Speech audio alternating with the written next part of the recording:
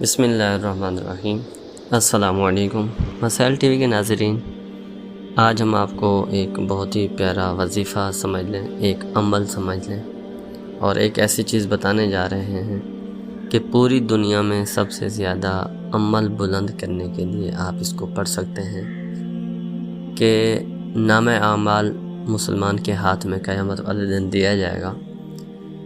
اس نام اعمال کے اندر جیسا کہ قرآن پاک کے اندر فرما دیا گیا، فَمَن يَعْمَلْ مِثْقَالَ ذَرَّةٍ خَيْرًا يَرَهُ فَمَن يَعْمَلْ مِثْقَالَ ذَرَّةٍ شَرًّا يَرَهُ کہ قیامت والے دن کے بارے میں ہی فرمایا جائے گا۔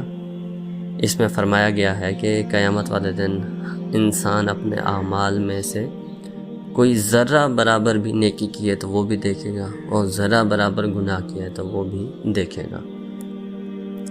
تو انسان کو حرص اعمال یعنی نیک اعمال کا ہونا چاہیے، ایسے اعمال جن کا ثواب اتنا زیادہ ہو کہ یہ بھی اسی اعمال میں سے ہے کہ اس کے بارے میں آتا ہے کہ پوری دنیا میں سب سے زیادہ آپ کا بلند عمل ہو جائے گا، اور وہ ہے بھی اتنا آسان، اور آپ نے بارہا سنا ہوا ہوگا، اور ہو سکتا ہے آپ اس کو کرتے بھی ہوں، لیکن جیسے ہی آپ کی نیت اس کے اندر ایڈ ہو جائے گی، نیت شامل ہو جائے گی، تو ثواب اور بڑھ جائے گا۔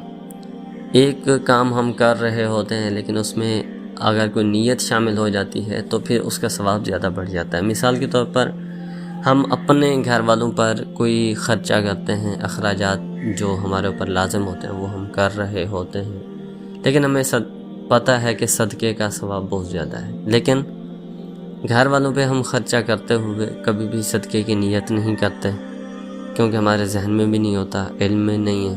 اگر کسی شخص کو معلومات ہے شرعی معلومات، تو وہ گھر والوں پر بھی جو خرچہ کرتا ہے اس سے پہلے صدقے کی نیت کر لے تو اس کو صدقے کا ثواب ملتا رہے گا، اور یہ گھر والوں پر خرچہ کرنا بھی صدقہ ہی ہے۔ گھر والوں میں یہ شامل ہے کہ وہ ماں باپ ہوں، بہن بھائی ہوں، اور یا پھر زوجہ اور اپنے بال بچے جو ہوتے ہیں، بیوی بچے، ان تمام پر جو بھی ہم اخراجات کر رہے ہیں اگر نیت کریں گے تو صدقے کا ثواب بھی ساتھ ساتھ ملے گا۔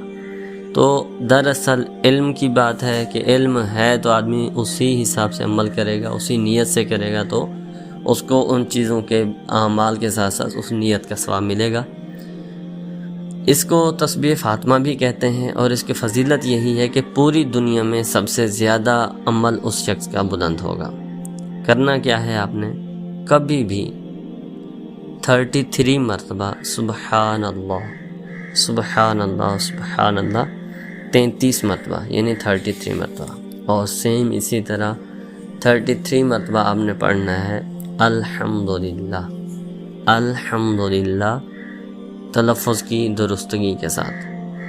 پھر 34 مرتبہ پڑھنا ہے اللہ اکبر، 34 مرتبہ یعنی 34 مرتبہ آپ نے پڑھنا ہے اللہ اکبر، اور 1 مرتبہ چوتھا کلمہ پڑھنا ہے۔